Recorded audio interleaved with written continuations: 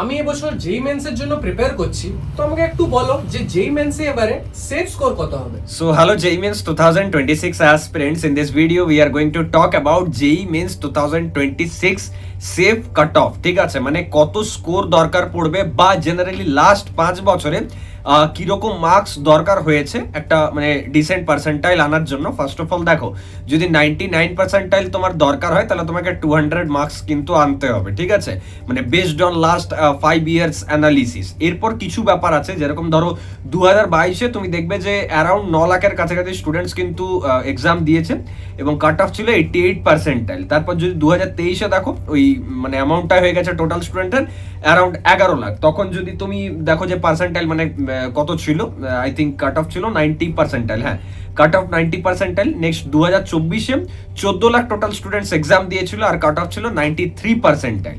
এবার 2025-এ মানে এই বছর 15 lakh total student JEE mains দিয়েছে এবং তার মধ্যে কাট অফ ছিল 93 পার্সেন্টাইল। এবার 2026-এ তাহলে কত হতে পারে? তো হাই চান্সেস ইজ দেয়ার কি 94 থেকে 95 পার্সেন্টাইল কিন্তু হবে।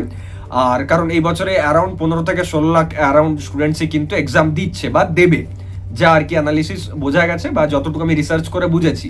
এরপর ব্যাপারটা হচ্ছে যে কত সেফ স্কোর কত হতে পারে, মানে কাট অফ ক্লিয়ারেন্সের জন্য কত দরকার পড়বে তোমার। তো ইটস অ্যারাউন্ড মানে ধরে রাখো যে মানে 140 মার্কস তুমি টার্গেট করো। ঠিক আছে, মানে অ্যাকচুয়ালি 100 থেকে 140-এর মতো মার্কস যদি তোমার চলে আসে তাহলে তুমি সেফ জোনে থাকছো। বাট স্টিল তুমি তো এক্সামিনেশন হলে এটা বুঝতে পারবে না যে হ্যাঁ এটা করছি তাহলে আবার 110 আসবে, এটা করছি তাহলে 120 আসবে, ওরকম তো নয়।